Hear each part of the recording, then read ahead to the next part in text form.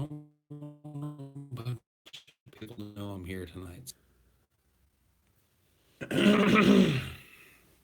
What's going on, guys? How's it going? What it do? What it do? What it do? Good evening. Good evening. Good evening. Welcome to another pointless, rambling, nonsensical episode of Highdeology, or as I like to call it, the Help Paul Fall Asleep cast.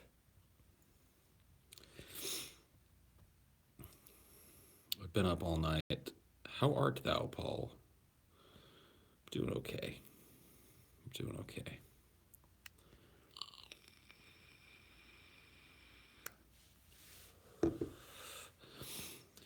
I'm about to go to school in like 40 minutes. Oh, well, shit. That fucking sucks. You got some early classes? Or wait, hold on. Yeah, you must have some early classes.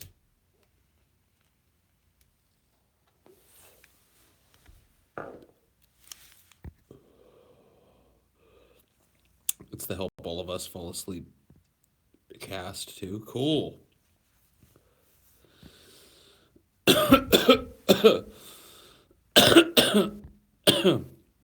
High school rocks, my guy. Are you smoking legal tobacco? Well, of course. As any gentleman of stature is doing constantly, so am I. High school rocks, my guy. Really? Why are we doing this my guy thing? I liked my dude better. Why is my guy now the thing? My dude is cool. I was okay with my dude. But this my guy thing, it's just starting to get fucking. Yeah, my boy. I'm cool with my boy. Am I a Trotskyist or what? Or what? Are you still suffering back pain? Yeah, but it's way better than it was beginning or towards the beginning and middle of last month. I hate the bud thing Canadians do. Yeah, I say buddy a lot, but that's just because of my time in fucking customer service.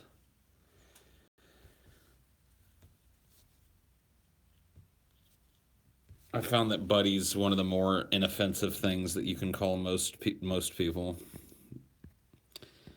Ever smoke Chiquita banana? No, I have not. I just took some valerian root and melatonin. That helps sometimes. Of course, man. Yeah, melatonin is like a kind of a miraculous little. I don't know what it is. What is melatonin? Is it a hormone? Feeling the effects of the blizzard. It's really bad here. It's just bitter cold here. We haven't had any crazy weather because of it, but I heard that like huge swaths of Florida are just buried. So you guys are getting fucked.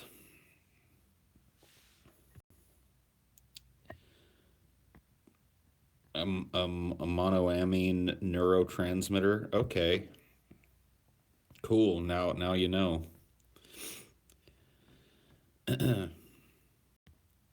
32 degree. Yeah, it's really fucking cold. Like it's just crazy cold here. But I'm fine with it. I'm not bitching. I would rather it be cold like this every day than hot one day. How's the new podcast going? Really great.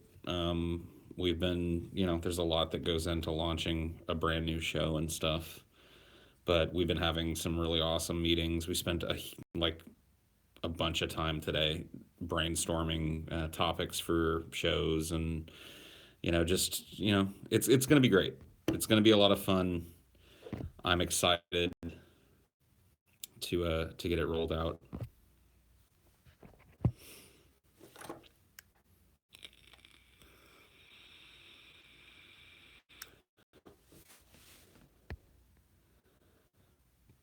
How in the hell are you still awake, my bloated, blathering, hairy contempt creator? Whoa.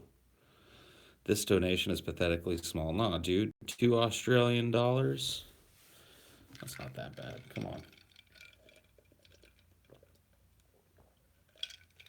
I've seen worse.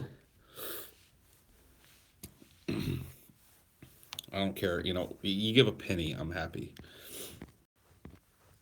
I don't solicit the donations when people see fit to even give a peso, dude. A dirty, filthy peso. I'm like, wow, that's one more fucking dirty, filthy peso than I had before. Are you going to roast Brett or in the new podcast? I really don't think so. I think the dead manatee has been beaten enough. You should check out Suburban Sasquatch. It's even more pathetic. Swamp Ape. Cool. No, is it like Swamp Ape without the dick? Because if that's the case, then I just don't even want to bother.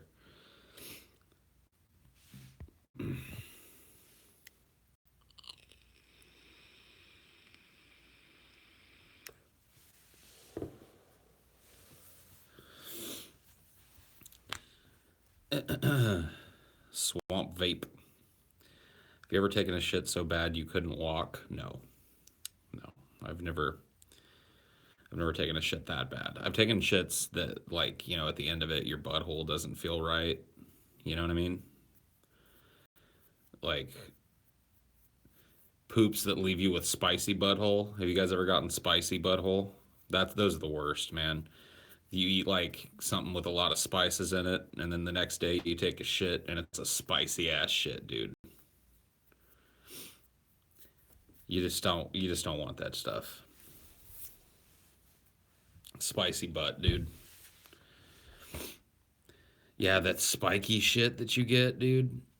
You call it Sauron's eye crying. Yeah.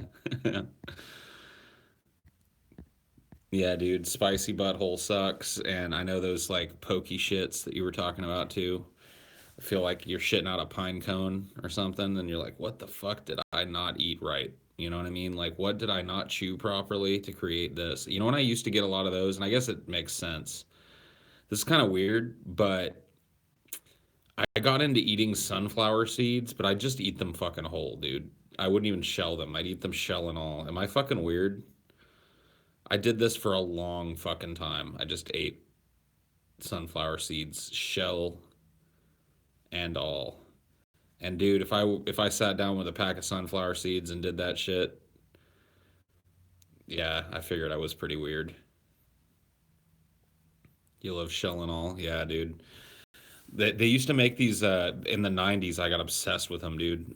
This whatever the sunflower seed company is made these salsa flavored sunflower seeds that were like kind of had like a spicy Mexican dusting of extra salt or whatever the fuck.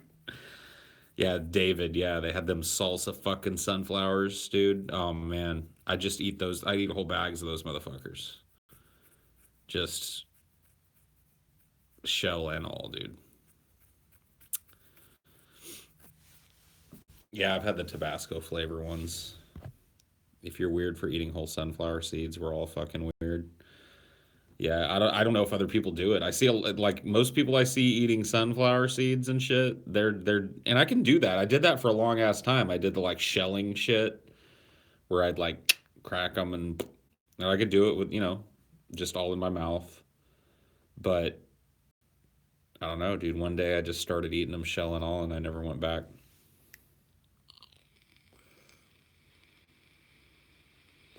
You never had the spiky shits. That's good, man. But you have had spice hole. Yeah, it's no fun. Paul, try fresh sourdough bread dipped into chili infused olive oil. Trust me. Okay. Let me just fucking whip up some sourdough bread and some chili infused olive oil. I never liked sunflower seeds because you have to shell them and it's not worth it. The shells are really hard on our teeth. Yeah, they're probably not good for your teeth. I don't eat a lot of sunflower seeds anymore, so I guess it's not a problem anymore. This is a good t shirt. Pack of cigarettes, and I have to say BJP for life and struggle to get a better wife. In Jesus' name. Holy shit, dude. What the fuck is that? giant fucking wall of gobbledygook, man. It's way too late for gobbledygook. I know I'm talking about myself here, but why do all the gobbledygook spewing people stay up so fucking late?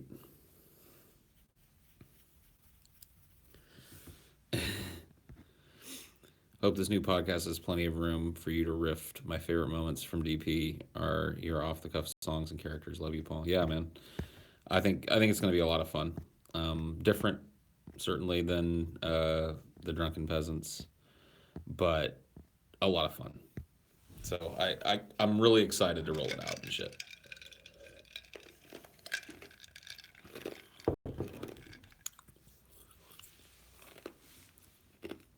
Oh yeah, Europeans. I guess that would be right, right? Because it was really late like this. It's normal hours for you fucking folk. So I guess Europeans are spewing a lot of gobbledygook.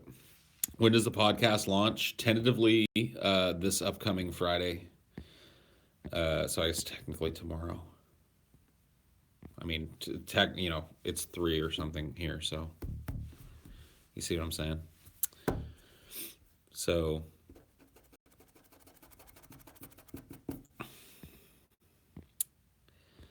Mario or Luigi? I'm offensive, and I find your comments European. Do you regret any creative judgment calls you may have made in the past? If so, why did you find it difficult to proceed or overcome said hurdles? I mean, I've seen things as challenging. I don't know that I think that I guess, I will be honest about this. The whole like Billy the Fridge beef thing was I heavily pushed that. I thought, I still think it was a lot of fun. I had a great time with that episode. I wish there were outtakes of me and Billy laughing as soon as Ben said, we're clear, because I think we both had just a good time with that show. But I pushed that one pretty hard, and the backlash from the fan community was pretty real on that one. So, I eat that one as maybe not the greatest creative decision that we've ever made. I think part of it was that I misjudged, because my instincts as like a performer, especially one that is kind of doing the same show week to week to week, is when the audience wants to put you in a role, it's best not to fight that role. It's best to just kind of accept that role and to try and work within that role. And I don't remember who it was that first floated the idea. I don't know if it was me that came up with it, but I do know that I pushed it really, really hard. That Billy should come on and be kind of the voice of the chat. You know what I mean? Like, we'll have Billy come on and just say all of these things that the chat has been saying to me for months to my face, and just have it, ramp up and get consistently more and more vicious as the night goes on, and then, culminates in this, giant bitch boy slap fight at the end. And I don't know. I had a lot of fun making that episode, but it certainly probably wasn't the best creative decision ever. Fuck TYT. And a Islamic terrorist attack occurs in Melbourne, Australia, injuring 18 people, and instead they've covered Logan Paul alternative media my ass. Yeah, well, they suck. I mean, but you've known the Young Turks suck for a long time, right? Anybody that's watching the Young Turks has to know in the back of their mind that, like, wow, whatever, I watch this as a guilty pleasure, or I watch this as a part of trying to get a broader perspective on what's going on, but man, these guys really suck. Like, everybody has to, like, even if they don't want to admit it to themselves, they've had that thought. Ever seen the movie Frailty? Thoughts? Yeah, I have. I've seen it. It's been a long time. I think Bill Pullman was really kind of shockingly good in Frailty. Um, I liked it. I don't know. I don't know. It's been a long time since I've seen it, so I'd like to go back and see it again. But I remember really, really enjoying it. Pretty twisted movie. Do you think? Did I say Bill Pullman? It's not Bill Pullman that's in fucking God damn it. Anyway, whatever. Uh, wish you would review it. Oh, maybe I will.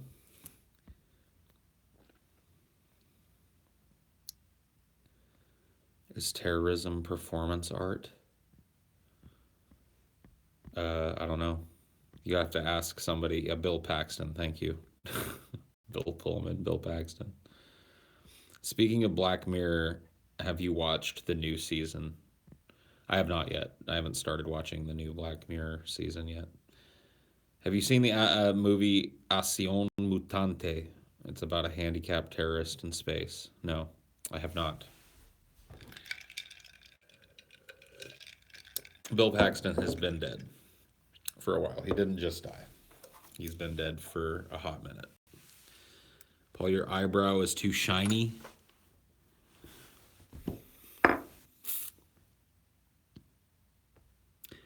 What the fuck am I supposed to do about that?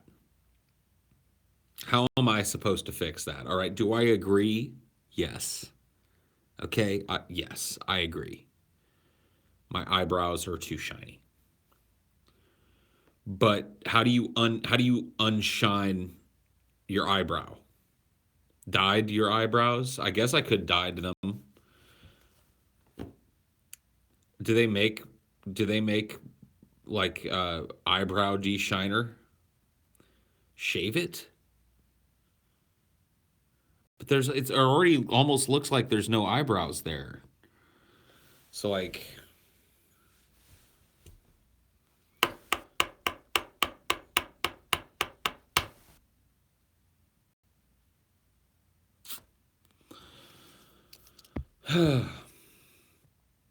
Paramount Channel is launching a series on the Waco, Texas David Koresh massacre. Your thoughts? I don't know. It might be interesting. I've actually seen some of the like teasers or whatever for it, and it might be a. I mean, it certainly was like a captivating thing that happened. The Waco, the Waco ATF massacre. Um, a lot of jockeying back and forth, a lot of weird negotiation with the federal government in various ways, and then culminating in this giant disaster of an attempted raid that many people say wasn't a raid at all, but was designed to kill everyone inside of it. That the idea was to burn them all alive in their compound, which, I mean, is totally plausible.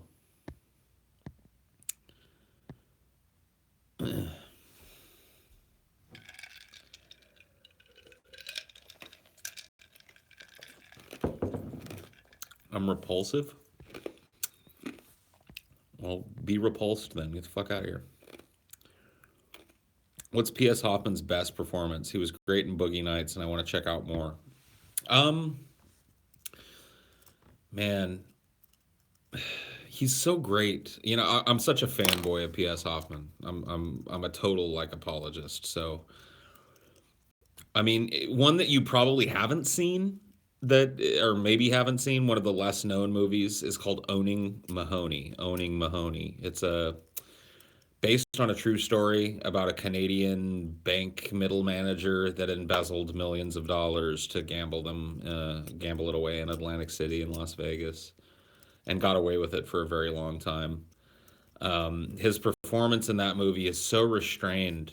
You know what I mean? He's so good at capturing the inner anxiety of this Mahoney character, who is constantly afraid that his schemes and machinations are going to be found out, but continues to get away with it. So it's almost like he's driven to continue doing what he's doing.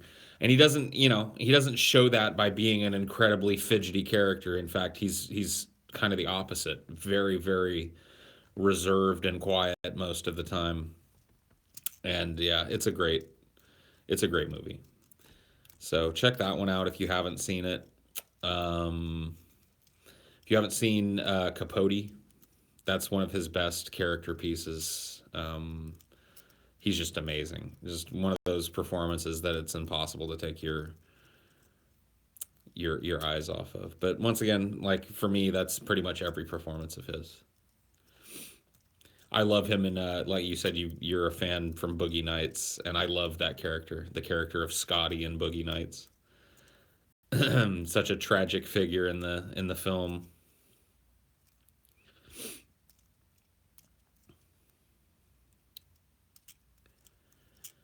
Best Hitchcock movie. I like Vertigo personally. I also like Rear Window. Just both fantastic examples of Hitchcock at what I consider his best. Just great fucking use of lighting and set work and just impeccably shot. I mean, the guy was a fucking total master. North by Northwest is fantastic too. I mean, you can list off Hitchcock films all night, and I'll just say, "Yep, great. Yep, great." Rear Window really is great. I watched that relatively recently, actually, again with Scotty and Taylor, I think, and it's just great, man. It's such a thought provoking movie because there's so much obvious surface level social commentary going on, but so much going on under that surface that's making commentaries on everything from paranoia to the benefits, I guess, of paranoia on the other end of the spectrum. There's just a lot going on in that film, and it's just a masterful example of how to carry an audience along with you through a narrative, even if it's something as simple as a nosy neighbor getting ideas about what his neighbor may or may not be up to.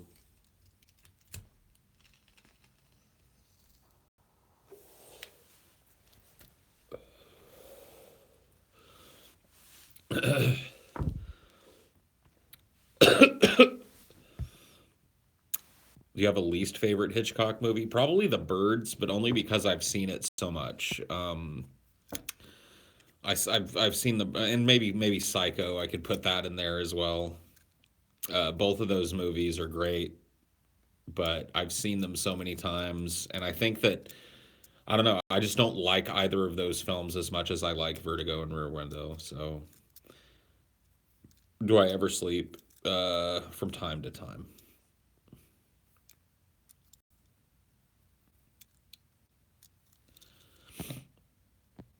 How would you like to die?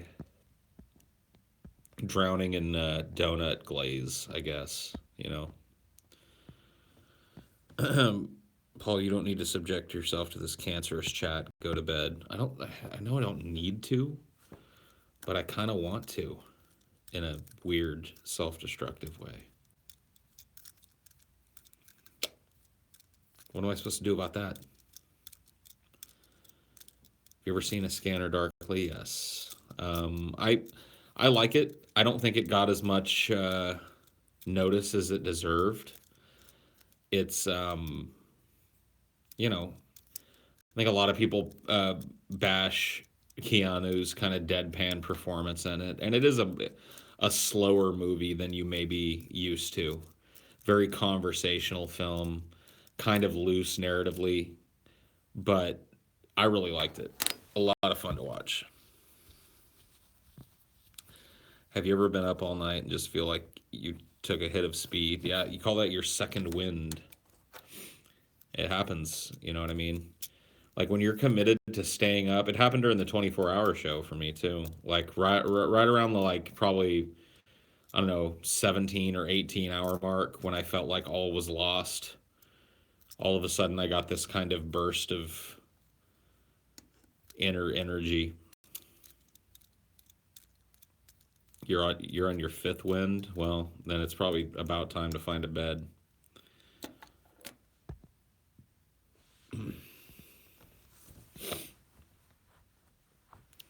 How much Spanish did you learn in Madeira? Not a whole ton. I took a couple of years of Spanish in high school, but let me just give you an example. The teacher that I had for Spanish was basically, hmm,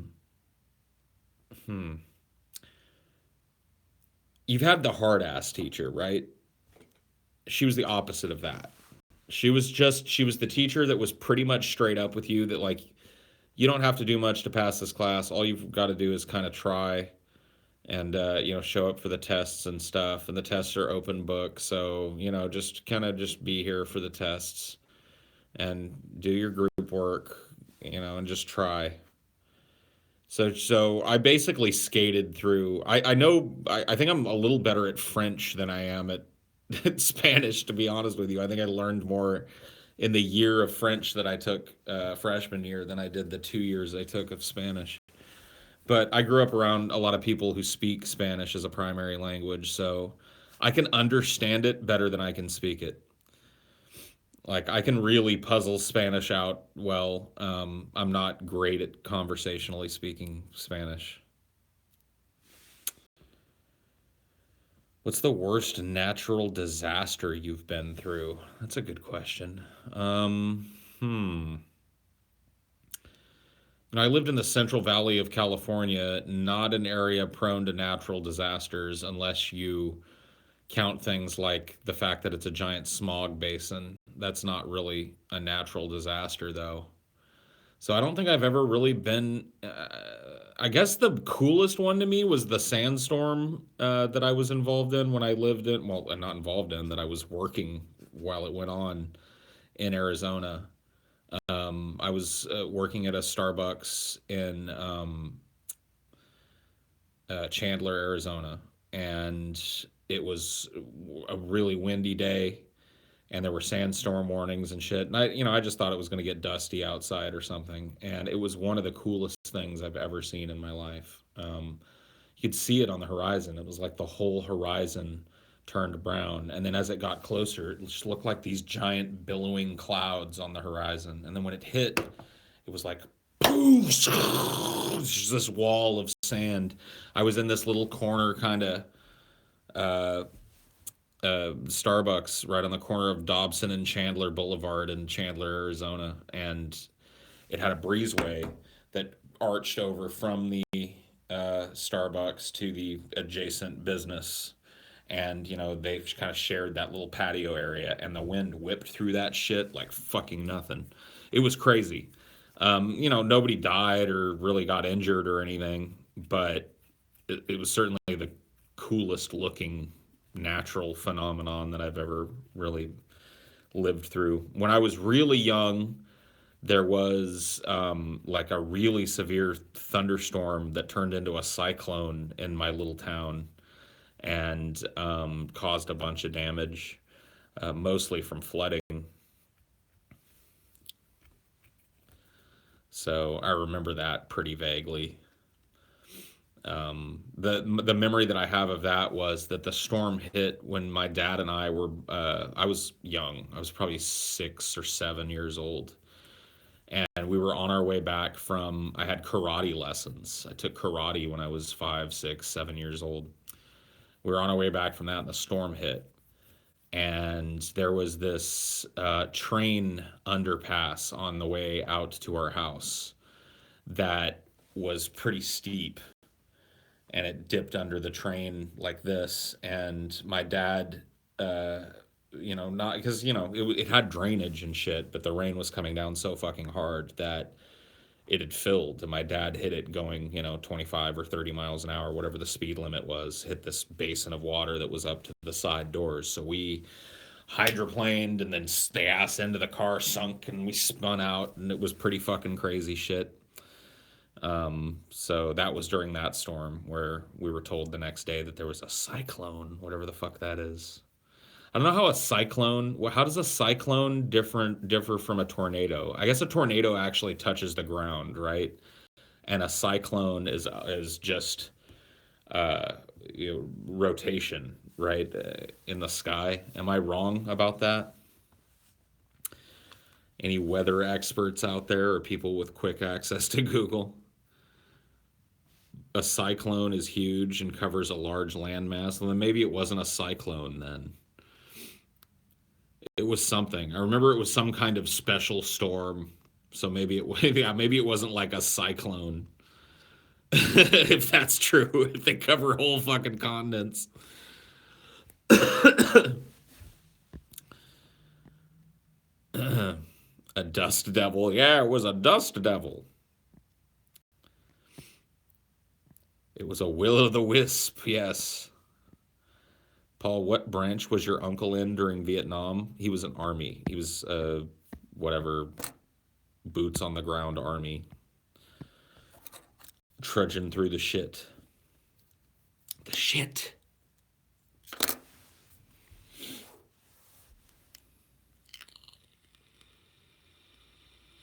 Infantry. Thank you. Thank you. He tell you anything about Nam? The only story that he's ever told me about Vietnam is that story. I think I told it on the show once. But in brief, they were on a long patrol through heavily wilderness kind of jungle area, and well, anyway, you guys have all heard it. The claymores got turned around in the middle of the night. I don't think he likes talking very much about his time in Vietnam. He was not. He was definitely not a guy that told stories boastfully or talked much about it. Yeah, the man in the black pajamas, dude.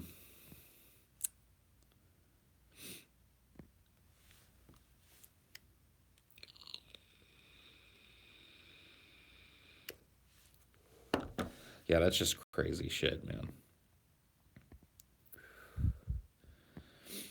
Well, he told me that, and he told me about the two step too, which I tell as part of that story.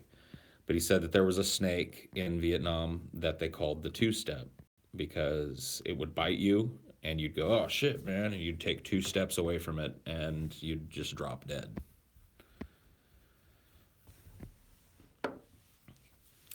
I don't know what actual, probably some kind of a viper, I would guess, some kind of a tree viper, but I don't know what actual snake that is. But that was one of the things he chose to share about his time in that country. A two step. That's from Kill Bill. The black mamba is a snake in Kill Bill. He didn't say it was a black mamba. He just called it a two step.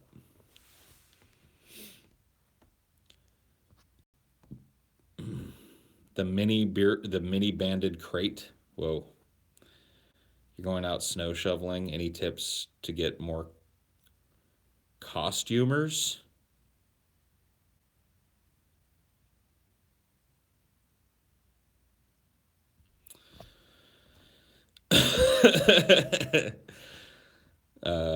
Hold on. My brain just reset.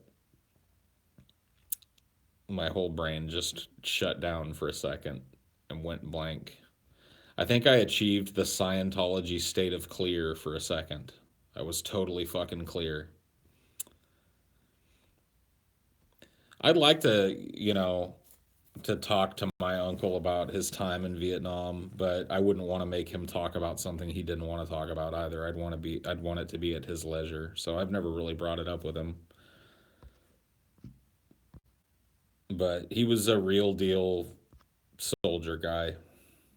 Did several tours in Vietnam and is one of the just like nicest, loviest dudes ever now. He's just a big old teddy bear. Going out snow shoveling. Any tips to get more customers? So you're like marketing yourself as like, hey, I'm Xander Online. I will snow your shovel. Call me 1-800 clean my fucking driveway out so I can back my fucking car out. Yeah, do like a little commercial like that. Hello. I am Ollivander Online, and I want to make sure that your fucking driveway doesn't have 10 fucking feet of snow in it. Let me come over and do the shoveling for you.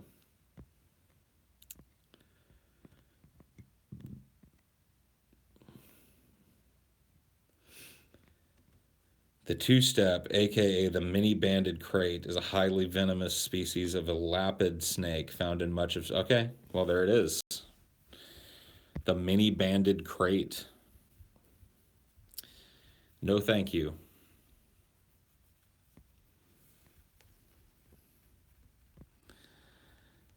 How do you think right wingers get so insanely paranoid? I attended a Milo event over in Sydney, and uh, everything to those guys is a left wing conspiracy. There is, and I'm not telling you to get all of your answers from this documentary, but there's a documentary called Adam Curtis, and it's called The Power of Nightmares. And it talks about the genesis of the neoconservative movement in America, how it started, and how it started around the same time as the radical Islamist movement started, and the parallels, the crazy parallels that exist between them. And one of those parallels that's extensively discussed in the documentary is paranoia. A lot of the founding members of what became neoconservative thought were giant paranoiacs, and they projected that dark kind of paranoia onto the masses. So it's a really interesting documentary, and if you're actually interested in availing yourself of a little information about it, I highly recommend all of Adam Curtis's document. I mean, they're documentaries, so take them with a grain of salt. They're not, gospel or anything, but he's got another documentary that's really great called the Century of the Self, and it's about psychology and advertising and how they mixed and became one medium. Paul, do you ever give the homeless your spare change, or do you need to avert their gaze entirely? Need to know, please and thank you. I don't always give to homeless people, but I'm known to do it pretty often. And I know that it's probably not the best way to support homeless people in general, but I don't know, dude. I I know that sometimes people are just fucking hard up, and a couple bucks will get them, a cup of chili or some shit. Not everybody out there is grifting for drugs and shit.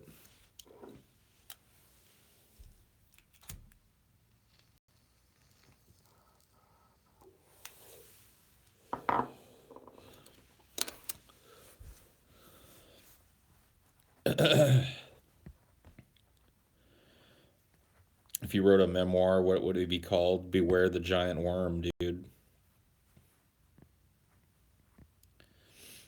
Any hopes for the new Dune movie? Yes.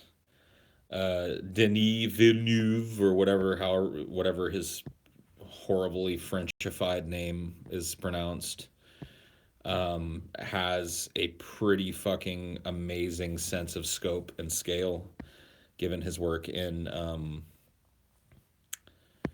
Blade Runner 2049. So I don't know, dude. I'm pretty excited, but I'm always excited to hear that something new is happening with Dune because um, I don't know. I really like the property, and I'd like to see as many different takes on it as possible, even if it ends up sucking. Hey, don't diss the French, you bitch. I'm sorry, Jean Olivo. Jean Olivo. If I have offended you, I am sorry.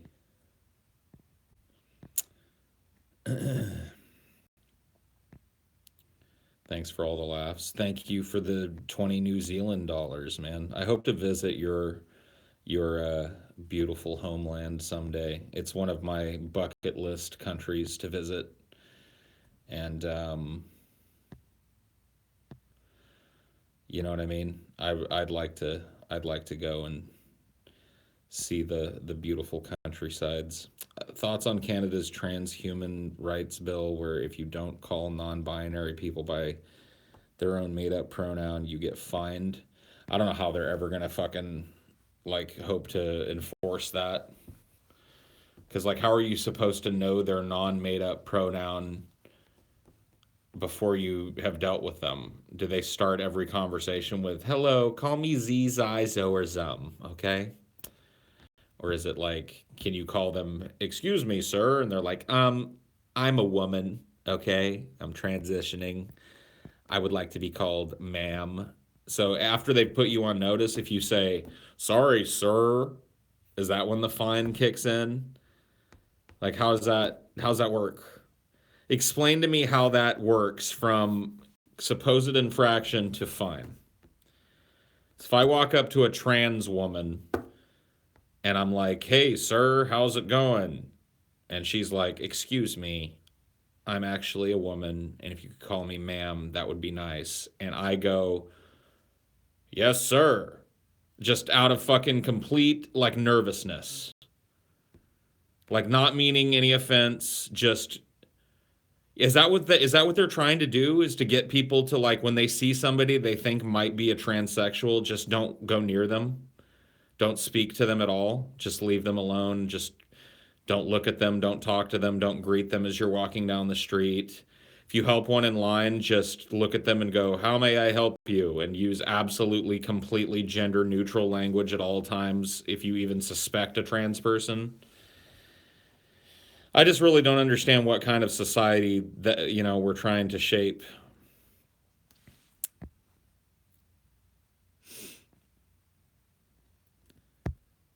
It's the stupidest law I've ever heard of. It makes me angry, Paul. Oh, I'm sorry. Fake Destiny says it sucks that YouTubers are so intent on tearing each other down instead of setting aside their differences and uniting against YouTube.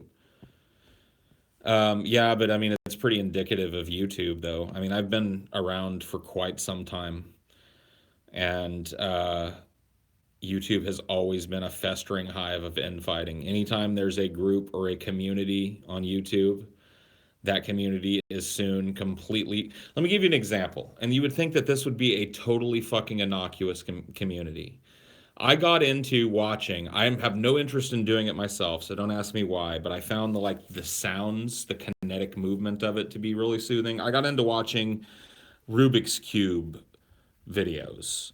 Like not just Rubik's Cube videos, but like videos where people would use those kind of twisty puzzles and they would review them and show how the different mechanisms worked and shit. It was all just kind of really mundane but slightly interesting content for me to like fall asleep to. So I spent a lot of time just kind of watching these dorky fucking reviews. And I loved the sound of that Rubik's Cube mechanism. It was very like soothing to me. That fucking community on YouTube, the twisty puzzle community, which is this really clean cut, whitewashed community, as you can imagine, because there's a lot of kids that get into twisty puzzles, right? So they all keep everything's, fucking G rated. There was a huge fucking controversy at the center of it that ended up just like blowing up two or three channels. And it was about this guy named Oscar von Deventer, Oscar von Daventer. He's like a Dutch dude who makes his own puzzles. And he made this April Fool's Day puzzle called the 8-inch bolt, and it looks like a dick. And he made some penis jokes about it. And it was actually a functioning puzzle, but it was made by him as a joke for April Fool's Day. He doesn't like strap it on and fuck his girlfriend with it. He doesn't stroke it and pretend he's sucking on it and shit. He just makes some like wiener euphemisms about it, some very like PG rated pee jokes. And the fucking community went ape shit over it. Like a bunch of people thought it was hilarious and it just fractured. It fractured over that. Like, is it okay for the twisty puzzle community on YouTube to giggle about vague penis jokes in an April Fool's video?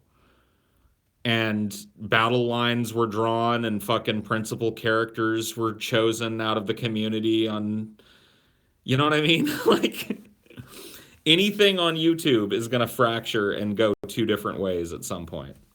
It's just so like there's absolutely no way that YouTubers are ever going to have a we are the world moment where, they all put aside their differences and hold hands to fight, YouTube as one voice. It's just not going to happen. There's too much money to be made in the drama,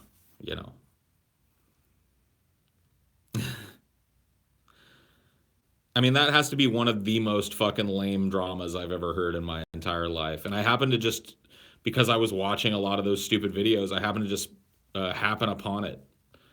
I just stumbled into it. And I was just a casual dork that would watch these videos every once in a while. And I watched it unfold and I was just like, this is the dumbest shit I've ever seen. Like, can't these dumb fucks just review puzzles? Like, they have such a fucking laser focus on their videos. It's not like it really leaves much room for fucking argument. I mean, if you want, but there was other dramas in the community too. But that was the 8-inch bolt one, man. That tore everything apart. That blew it all up. It's interesting to me. I'm sure that there are sociologists and shit studying YouTube communities. If they're not, there should be.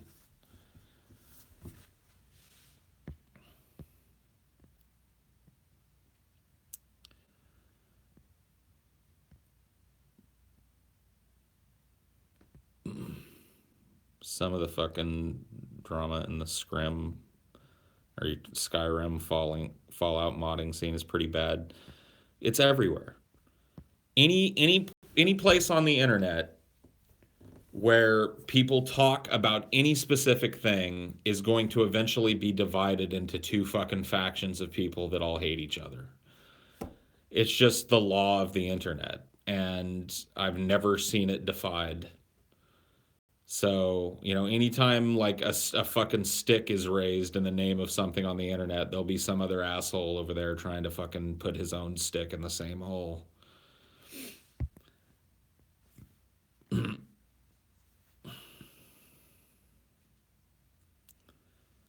He will not divide us. Write M on your forehead. No, I will not do that. I'm not a chimp, okay? I'm a man. Okay? I don't scribble fucking things on my own forehead for your amusement, okay? I am a man. I'm a human being. Flesh and blood. Homo sapiens sapiens. Just like you.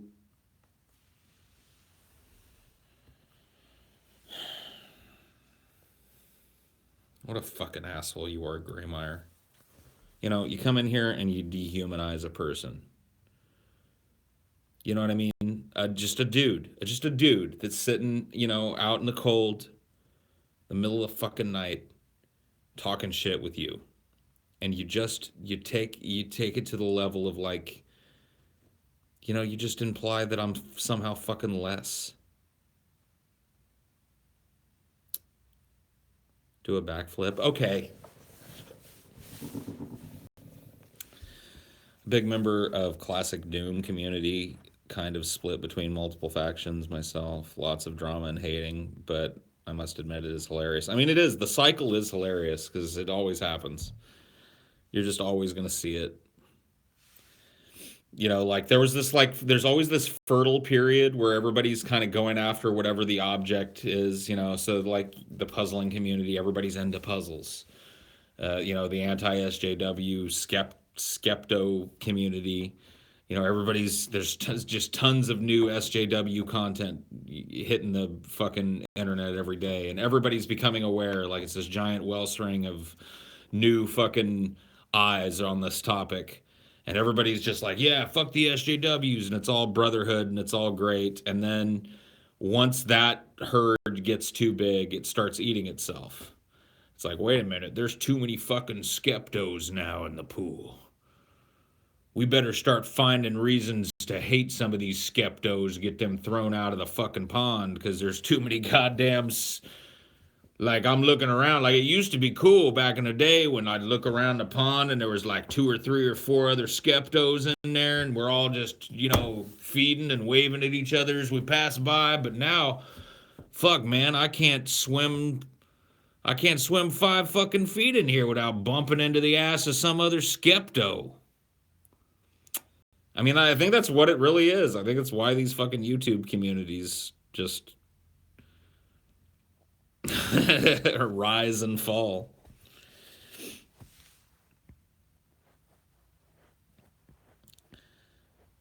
I find myself aligning with SJWs more and more nowadays. ContraPoints, H Bomber guy, Sean, I don't know.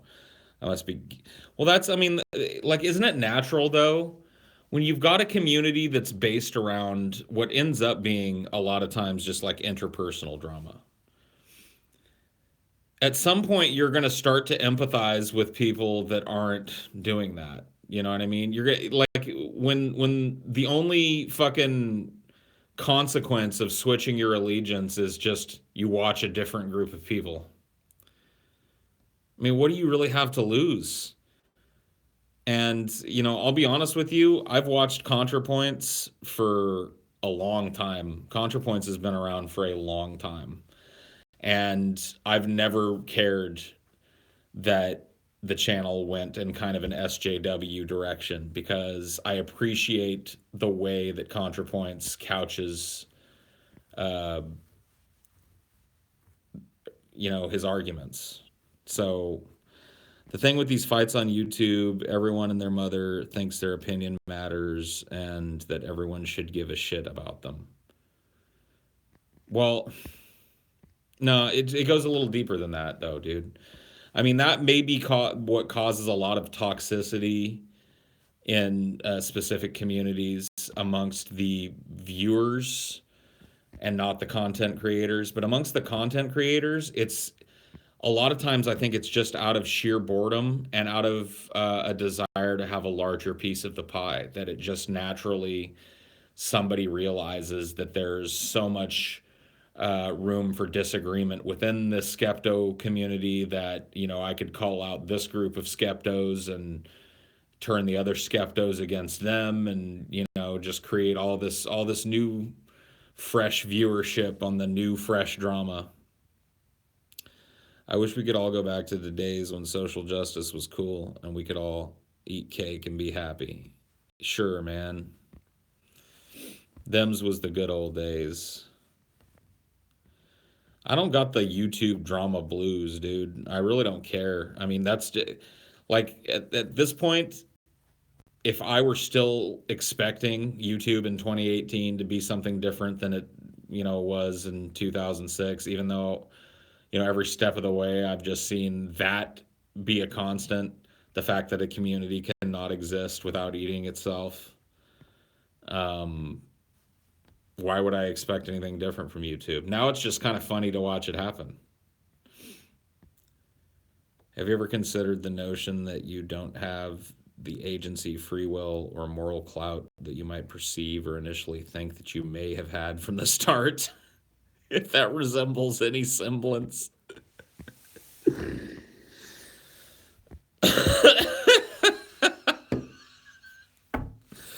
Wow, man. Wow, that was deep.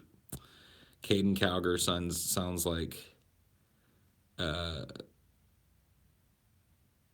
Cameron pretending to be Mr. Peterson on the phone in Ferris Bueller's Day Off. Yeah, he kind of does, dude. God damn it, Rooney, now listen to me. It does kind of sound like Caden Cowger. Even that horrible fucking facsimile kind of had a Cowgerish ring to it.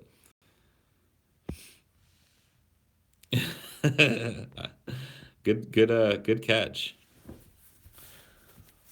Now, God damn it, Rooney, you better listen to me and you better listen good. I'm coming to pick up my son.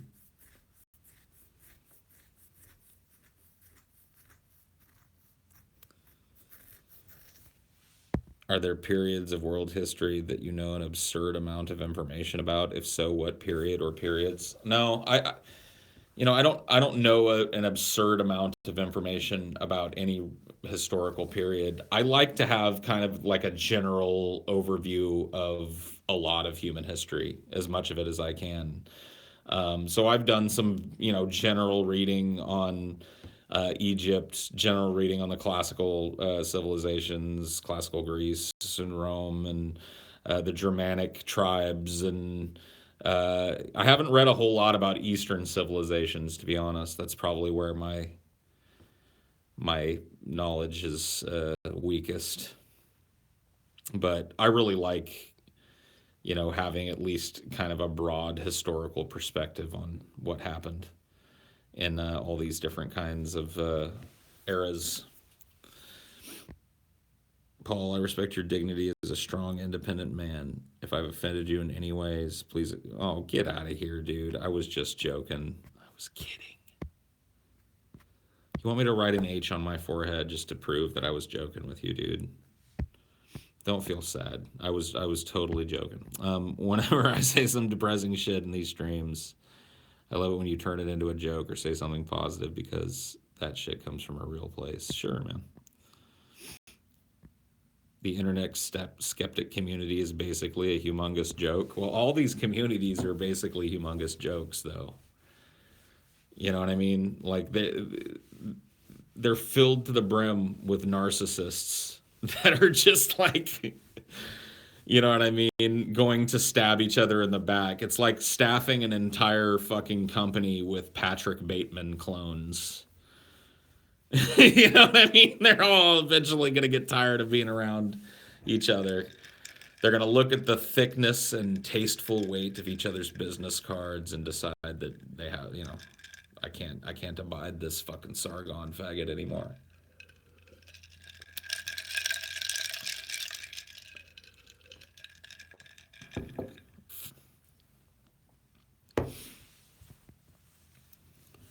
I'm just sick of the low standard we've accepted for what constitutes a community nowadays and not just on the internet. You're probably right about that. Loose collection of like-minded individuals would probably be a better way of putting it.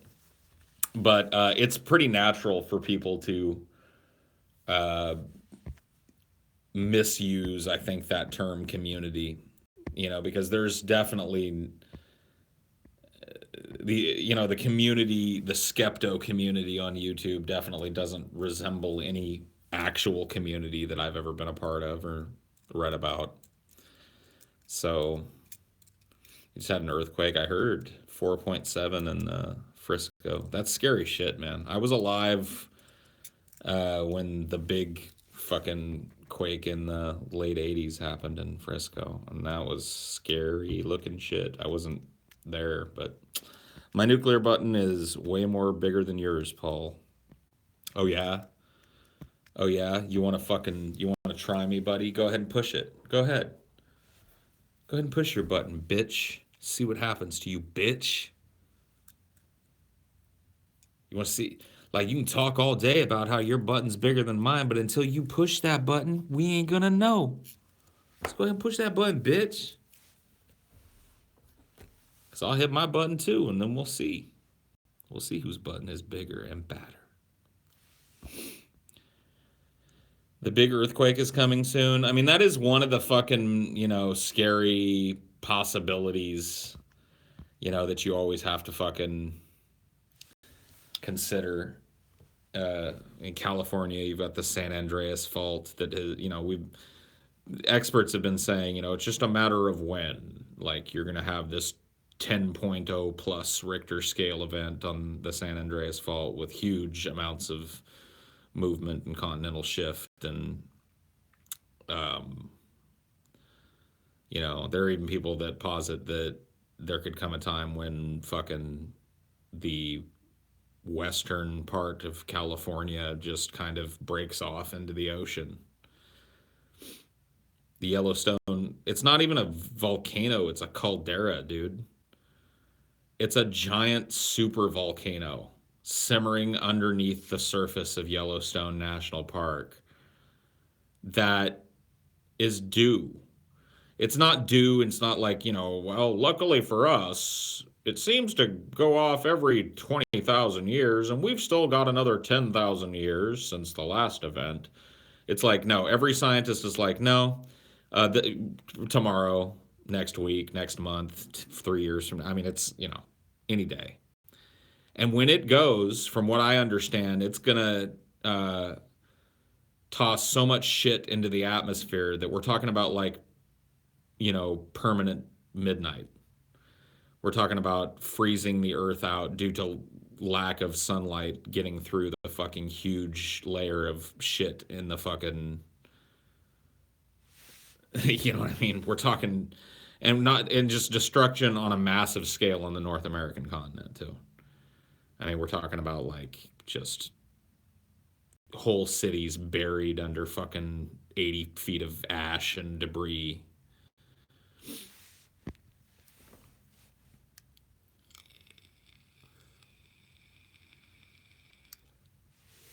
Yeah, we should definitely be fighting against Yellowstone. I mean, there's a lot of crazy apocalyptic shit that could go down at pretty much any moment. In the northern northwest, there's the northwest subduction zones. In fucking Oregon and Washington State, there are these petrified forests that are all pointed away from the ocean. And that's because there's a point where the North American continent subducts, and when that slips, it creates this giant displacement of water that creates this fucking massive tsunami that just races like 40 miles inland and wipes out everything in its fucking path. And that includes now pretty much every major city on the northwestern seaboard. We're talking Seattle, Portland, just everything. Gorn.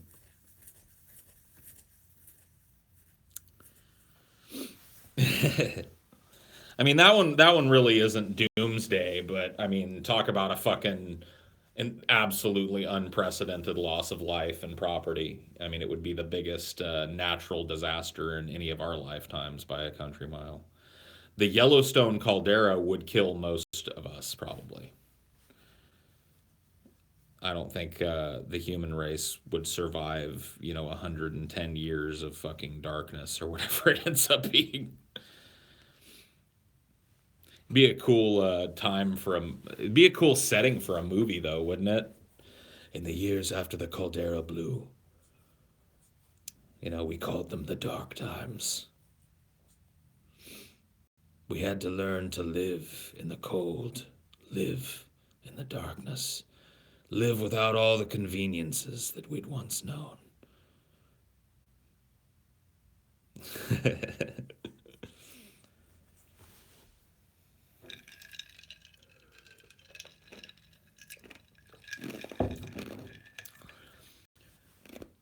The problem is that some of us decided to learn to live on each other.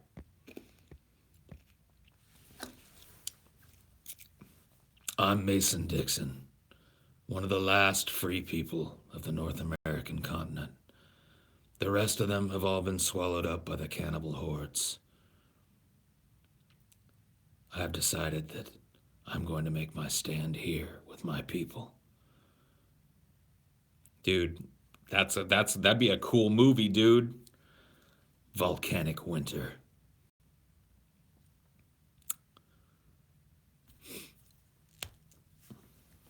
What's the meaning of life? Silence.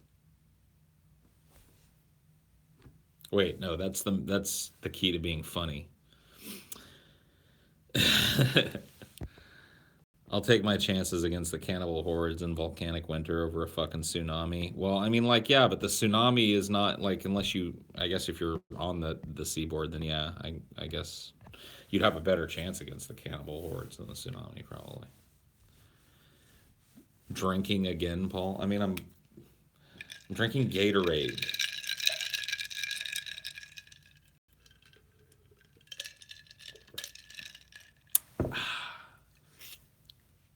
Cold, refreshing Gatorade.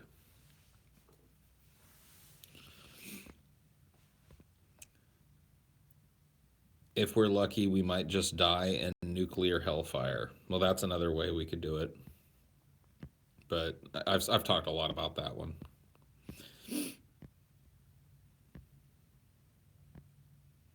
Looks like gator piss. Is gator piss like neon yellow?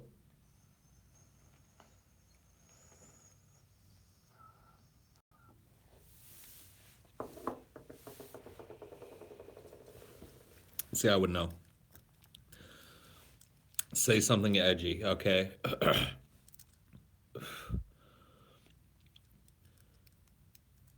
What these like Sargon fans don't understand is that I could intellectually dismantle Sargon in a debate. It's just that I'm not willing to pander to the weak and small minded in order to make my YouTube channel huge.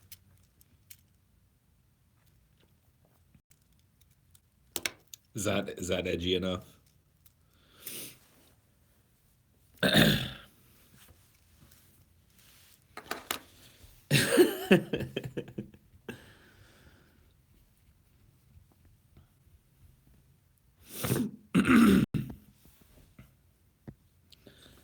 Pretty edge, yeah.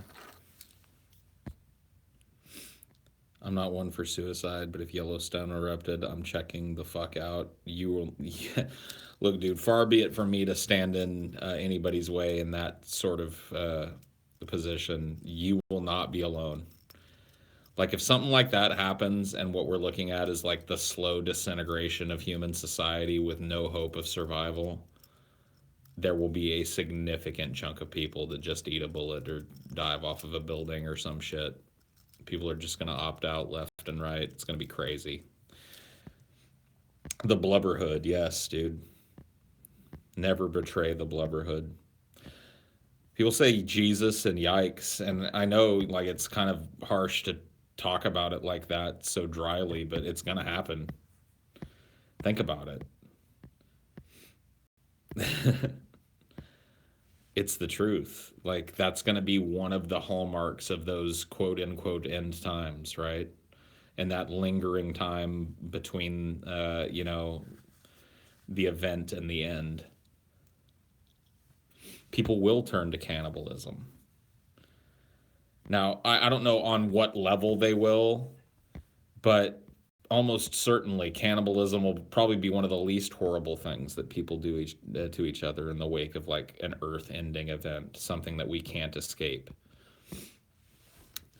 The people that opt out will be the people that probably die easiest. And that's the fucking absolutely true nature of it. And that's why a lot of people will opt out.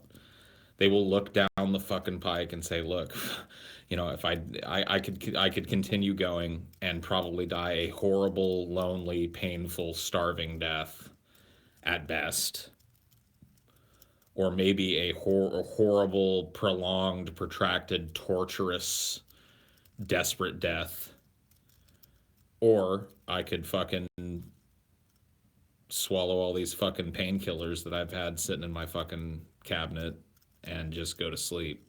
Or I could just go, on top of the building and dive off head first and little few moments of free fall and it's over." I mean, people are going to be making those kind of qualitative decisions about what it means to be alive going forward if such an event happened. And it's going to be fucked. But it's going to be an insane time to be alive. Don't you think the mass extinction event would make humankind more cooperative simply due to fear of death? No. Especially an event like the Yellowstone caldera going off, which most certain, it'll black out the skies for an absurd amount of time. Things are going to get very cold. So people are going to die just from the elements, from exposure. I mean, that'll be the first big wave of death that happens, is going to be people that just do not survive the initial climate, change that comes with the sun being blocked from the surface of the earth, or at least most of it. So there'll be masses of people that just freeze to death, masses of people that starve to death when they can't give themselves food. There'll be just this huge die off of the species. What is left of the species after that?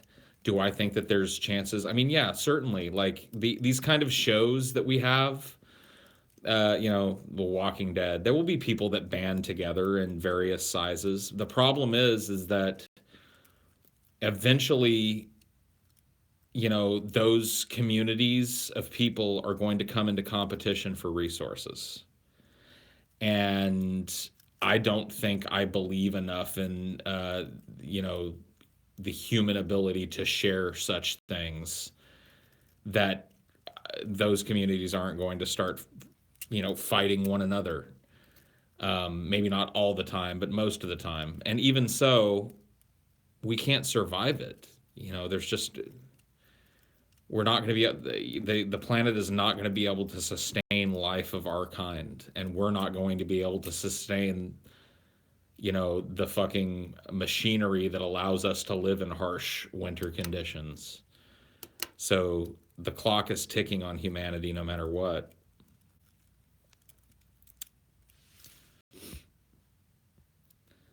I want to sleep, but I can't turn this morbid, terrifying shit off. I'm just telling you, man. Like, it's one of those things that, like, not a lot of people think about. The apocalypse has been romanticized. You know, Nobody thinks about the everyman, because we've seen the apocalypse now through the eyes of a bunch of different movie stars who all survive it in one way or another. Would you characterize uh, your headspace as hell? A lot of times you open your mouth to speak, I feel this overwhelming sense of pessimism reign over. Just saying. Well, I am a pessimist by nature, so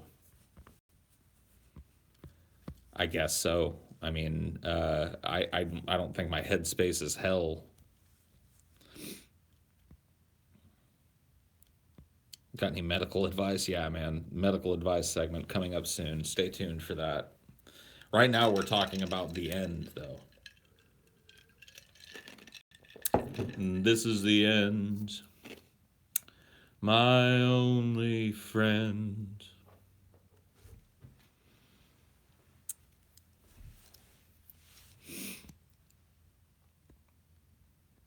Can't we just like cover the volcano so it doesn't go off? It's 50 miles wide and underground.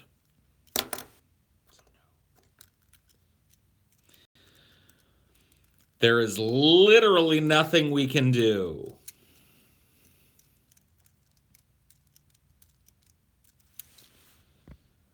I can see society reforming after an event like that. It might just be from my perspective, but it would be rough as fuck. I mean, it would be horrible. I mean, we're talking about hitting the reset button on humanity. Like, there are a lot of things that could happen. Let's take the caldera out. Let's say it waits another 5 or 6 thousand years, despite projections, right? But let's say that the stock market collapses under the weight of the crushing debt that it's based on, and all of a sudden everybody's money's worth shit, and other countries' currencies are going to shit, and their fucking populace is now holding fucking useless script currency in their hands. That is a very realistic thing that could very well happen any second of any day. It could happen. And when that happens, talk about fucking apocalypse now, dude. And it won't be the fucking cloud of ash and debris blocking out the sun. It's just going to be human beings fucking eating each other. It's going to be insane. People are going to steal and pillage from one another. There will be murders over simple fucking household items and food. Mass hysteria.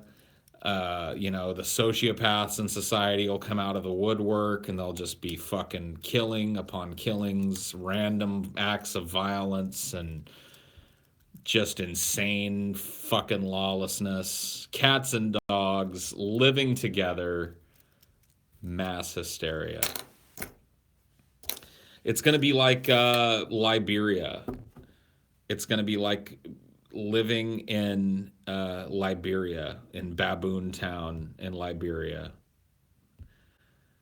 Just absolutely fucking insane. If you ever, there's a Vice documentary where they visit Liberia, and they go to this area called Baboon Town that's like this strip of beach. And it has no running plumbing and shit, so people just piss in the streets, and they all shit on the beach. And they show shots of the beach, and the beach is just all this, nice beach-looking sand, all dotted with little brown lumps. And it's just, every 2 or 3 feet, somebody has fucking squatted down and taken a shit. Just imagine, like, that level of fucking living standard, but globally. Why? Because there's a really good chance that that's how, some of you may find yourselves living in the later years of your life.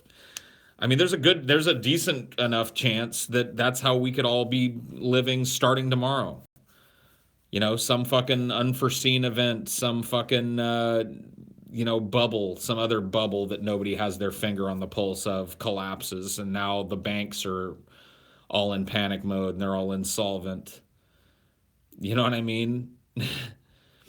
And the United States government just collapses under the weight of the debt that it's accrued with other nations, and its currency just falls to the fucking floor. And then the rest of the world follows in tune because so much of the world economy is dependent on the American consumer, and it all just fucking melts down. You'll just eat bitcoins, yeah. Good luck finding a fucking computer, let alone the ability to connect to the internet to decode your crypto or whatever the fuck you gotta do. People are like, God damn, but I really don't I don't think it's morbid, and I don't think I don't know. I just don't think it's morbid to think about these things. I think it's necessary. When you live in times where a fucking giant volcano could go off and blot out the sun, I mean, do you want to be utterly unprepared for the possible horrors that face you? Do you think that that's a good idea? I'll just wing it. You know what? I'll wing the volcano apocalypse, okay? I'm not saying that I'm like well prepared, but at least I'll know where things are going, So when I make any decisions regarding my survival, I can do it, with a reasonable idea of the type of bullshit. I mean, yeah, that's the whole point. Is there is no preparing. There is none. We can't prepare. No amount of prep is going to save the human species. It's over. Just a matter of time, dude. Just tick tock, tick tock. And time doesn't even exist as a linear concept in the fourth dimension. So one dimension up from the dimension we're living in, time is a single point. Think about that. Let that one bake your fucking noodle for a second, huh?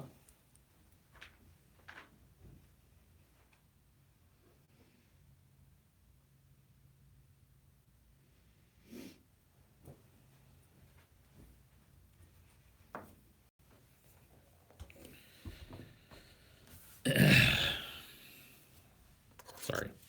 Just had to stretch my legs real quick.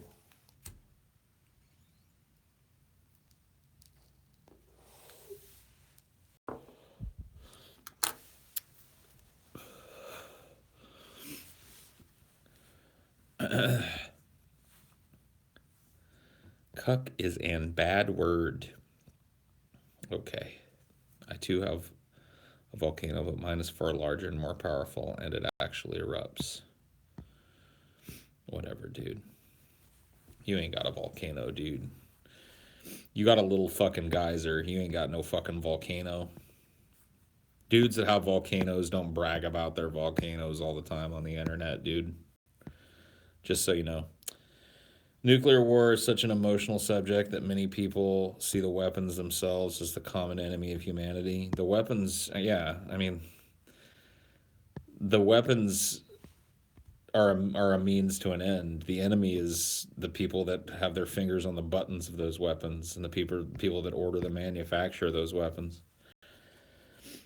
It's not the weapons you should be afraid of. It's the fucking idiots you're putting into office. And this one is a fucking humdinger, man. The one criteria that you shouldn't fuck up on is guy likes to fucking threaten people with nukes. Like, that one should be definitely one that we check off here on out when we're selecting a president. I'm just going to go ahead and throw that out there. I'm going to say next time we select a president, we at the very least, make sure that he doesn't want to fucking use nukes, that he understands that the nukes are not a good idea. You should have voted Hillary. No. You're so fucking stupid, dude. Like the day that I fucking go and put my citizenship, my mark next to the name Hillary Clinton is the day I put a gun in my mouth and fucking kill myself. I'd rather do it. I would rather fucking eat a bullet than sign my name next to Hillary the failure fucking Clinton ever. And if you want to call me a fucking edge lord because of that, go ahead. But you know what I mean? I have a standard, and if that standard refuses to be met by either major party, then I'm not voting.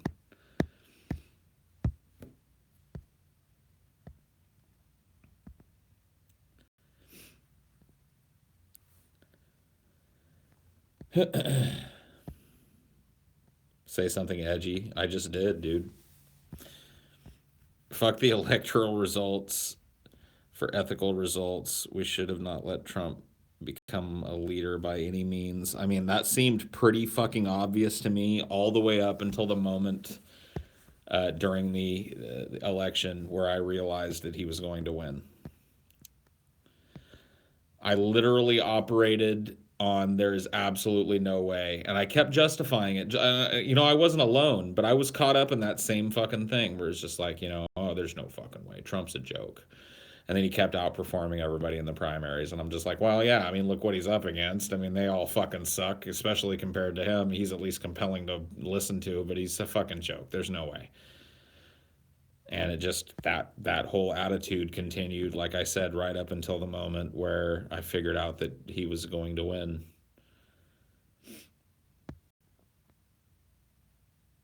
It was fucking crazy, and it was crazy for me too because I'm sitting there, on the show with the guys, all of us going in thinking we know exactly what's gonna go on. 90% of the fucking news media and people surrounding it knowing exactly what was going to go on, and I just watched it completely collapse. Just every decision. Once the contentious states started coming in, every number that came in was against Hillary. It was like Ohio swung for Trump really early, and then she clawed back and actually overtook him for a little while, but all that momentum he gained at the beginning was enough, and it ended up winning. And this is the same thing in Florida. The early returns in Florida looked solid for Hillary. But then these giant fucking balloon votes started to come in from the rural areas in fucking Florida, and it was like, oh my God, it's happening, boys. And those weren't, like, there were other states too. I mean, we were watching fucking Maine really closely, or Michigan. We were watching, it's like, what the fuck is happening in Michigan? It was crazy. It was just like it was a crazy experience. But now we've got it. So people are so sensitive. Whenever we talk about it, it always becomes a pick between the lesser of two evils. We can change it, but everyone is so gung ho on ideology that they don't want to change. Well, like, I just got tired of playing the lesser of two evils. I got tired of like having to march down there and vote for, and this was an extreme example, but I'm glad I didn't vote in the last election and the one that preceded it. I'm glad. I'm happy about that. I feel that I did the right thing in both cases, and I feel like I'll continue to do that until I'm given a fucking candidate that's somewhat palatable to me, that I can find some kind of middle of the road with. And I'm sorry, Hillary Clinton is not fucking it. She's a fucking corporatist. She is a self-promoting fucking charity scamming fucking she's got the corporate dick so lodged down her fucking throat that she doesn't even know how to fucking breathe anyway other than through her nose anymore. And it's like, if you're asking me, well, yeah, but like on social policies, though, she leans way closer to what you think. And you're asking that, like that sweetens the pot. She's going to continue to sell the fucking country down the river in the name of liberalism. But, she won't go after Planned Parenthood. And it's like, fuck you. I'm not going to be lured into voting for a total fucking corporate shill with threats of taking away fucking abortion rights and shit. I'm sorry, that's not how it's supposed to work. I'm not supposed to be coerced into voting for somebody who demonstrably wants things that are against my best interests by social fucking policies here and there that I may or may not agree with. So fuck this voting game. It's all pageantry anyways. I mean, what did we see with this last election if not the fact? Cuz like if you guys think that okay, so this all this shit that got exposed with Bernie, right? How the DNC torpedoed his campaign and blah blah blah blah blah and basically coronated Hillary Clinton using super delegates, completely subverting the will of the people in a lot of states. Um, do you think that because they got caught this time, that was the first time they tried to do it? Or do you think that pretty much every election within your lifetime has probably been rigged to a degree? Certainly has subverted the will of the American public to some degree, whether that was huge or minor, I don't know. But certainly your political will as a member of the American public is being subverted. So why do you keep playing the game? Why do you keep showing up for the pageant and pulling the lever for your little candidate when you know that your vote doesn't matter? That candidate reaching that point has nothing to do with your will and everything to do with some fucking political association, and that in this last election, the DNC. You know what I mean? Vote third party. Fuck the third parties.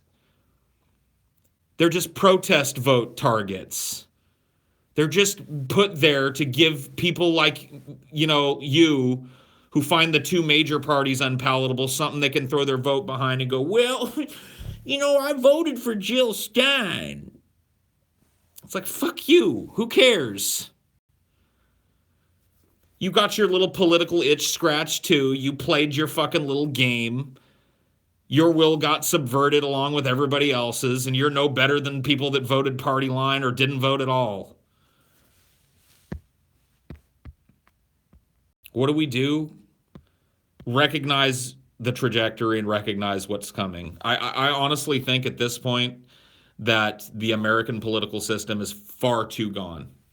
It's too far gone for the American people to wrest control of it again. It's too far gone to ever expect that we can elect representatives to go to Washington and seek out the best interests of the general population of their states or areas of states.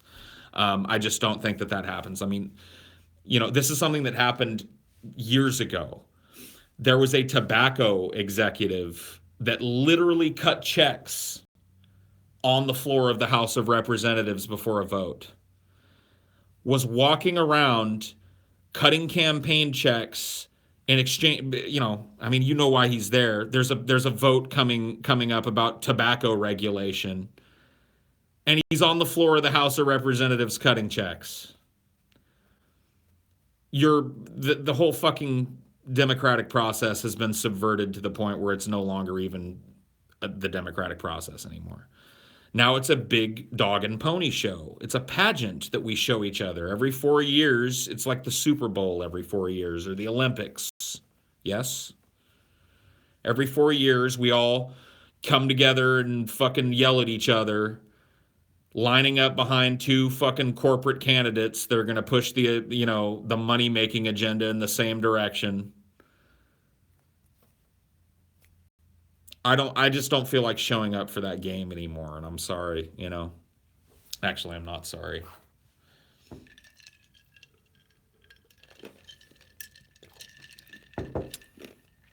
I don't expect you to apologize for taking part, but don't expect me to apologize for not taking part.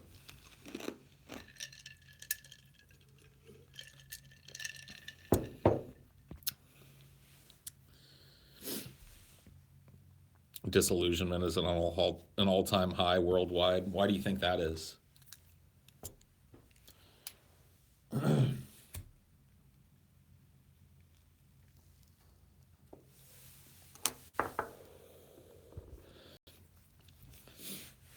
When people are starting to understand that the game is rigged. You seem riled up, Paul. Maybe it's high time you wind down. Thanks. Thanks, my friend, for your concern. Hillary wouldn't be antagonizing North Korea and endangering millions of people. She's corrupt, but only for money. And so is Trump anyway, faggot. Sure. So you're asking me to vote for the less corrupt. Two corrupt pieces of shit. But this one is slightly less corrupt, so go and sign your name next to her name. Fuck you. She's gonna put a dick up your ass, but it won't be the spiked dildo. It's like, well, fuck you. That's not a choice.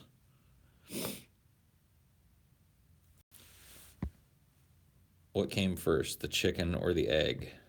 The chicken, right? The chicken had to be around before the egg, right? Well, I mean, I guess maybe not.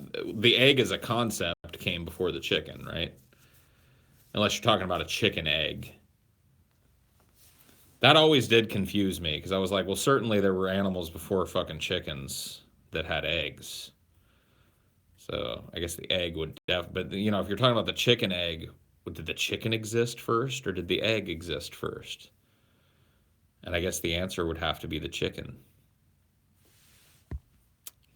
I love you, Paul. Notice me. You are noticed, my friend. Sorry, I was off on a little ranty rant there.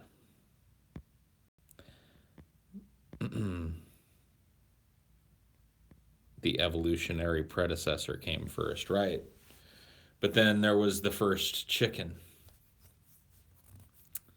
You know what I mean? The first chicken had to come first. The first chicken was born to something that was very much like a chicken, probably.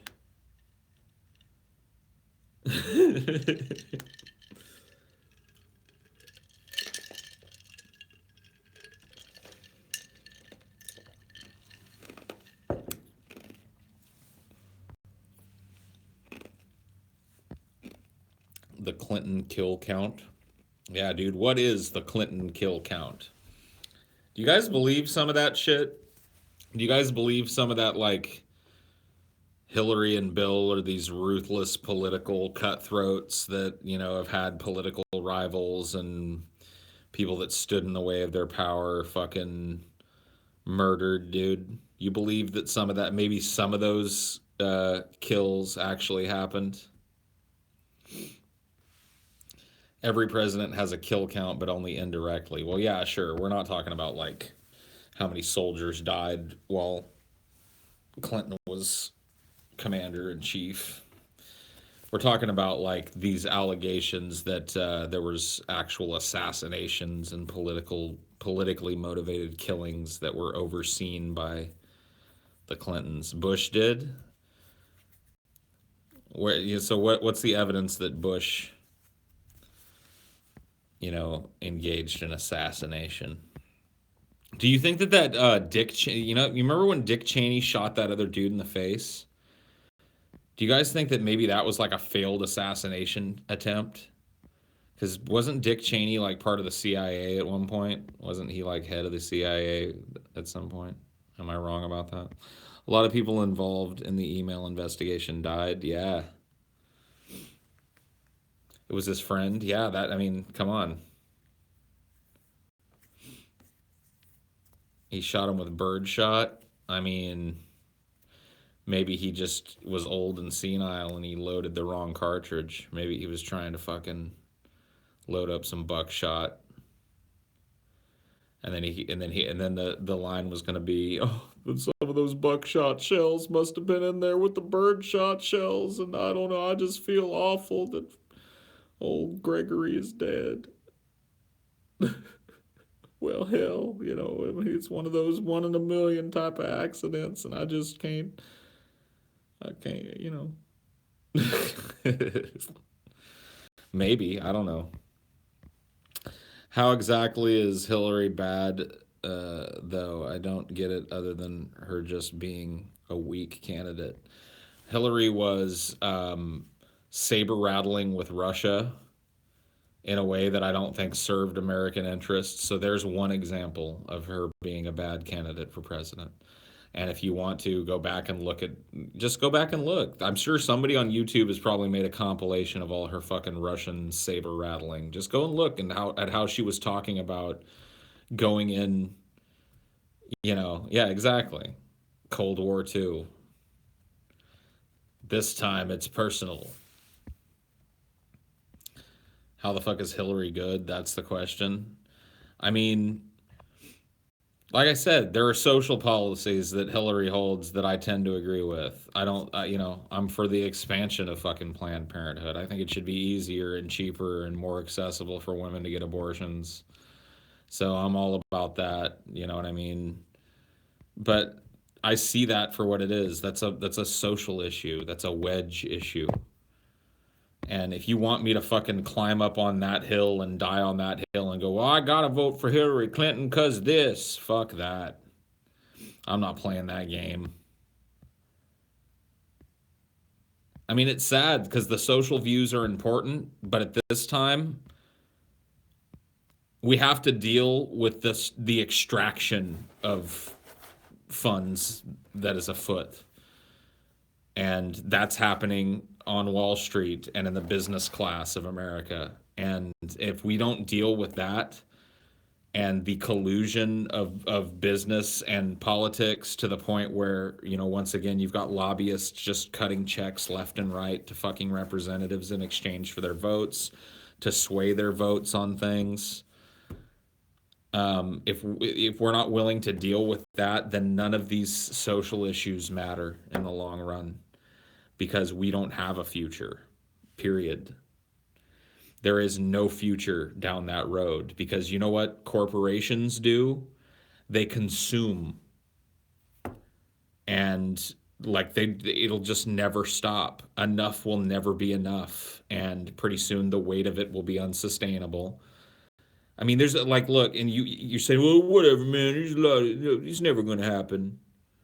Like, look at the financial crash of 2007, 2008. That was solely based on absolute avarice and greed to the point of absurdity by all of the biggest financial institutions in America. The people that, are the lifeblood of money that funds the economy.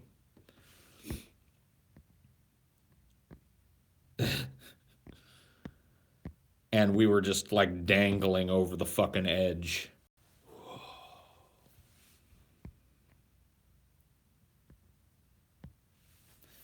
And I mean, it was just an absolute fucking fraud at every level. This was done, it's just absurd the amount of fraudulent activity that was going on. And that popped, and the American public got to pay the bill. And luckily, we were able to cut a big enough check this time. The next time it happens, we won't be able to, because the next time it happens, it'll be better. It'll be bigger. It'll be the shock waves that it sends throughout the world will be bigger, and those shock waves will end up reverberating right back here. I mean, so that's another doomsday scenario. It's happening now. There's a lot of people that say that. I kind of tend to agree that that economic panic, and because like, look, dude, I'm not a fucking economist. But when I'm hearing that the fucking stock market is like breaking a record pretty much every day, it's like the stock market's now over 17,000 for the first time in history and continues to break a record every single motherfucking day that it operates. Everybody on Wall Street is making money. You know what I think? Something stinks. Oh, wait, profits have gone absurdly off the fucking charts, over the top, and a bunch of Wall Street banksters are fucking rolling in more dough and Lamborghinis than they can possibly ever want? Hold on, shh, everybody just, you smell that? Something stinks!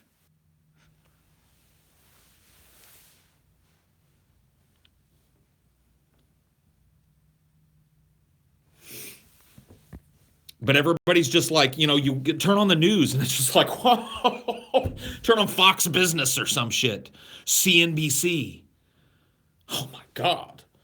I mean, whoo, y'all talk about a bull market. Let me tell you what, if you have some money, now is the time to get into the stock market. I mean, it is just up, up, up. Every day's a record breaker. I mean, even on days that start off a little shaky like today did, we still end up with a record breaking rally to end the day.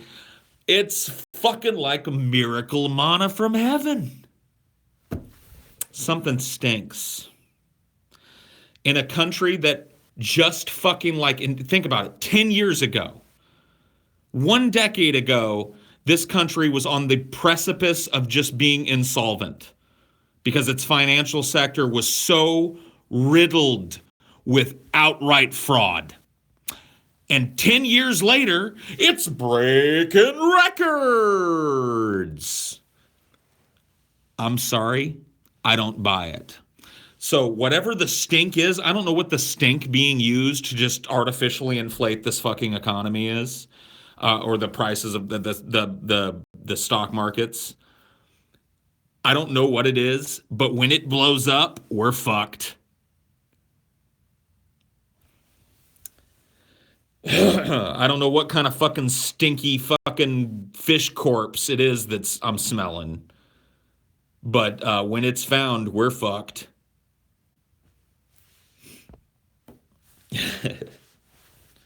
Whatever.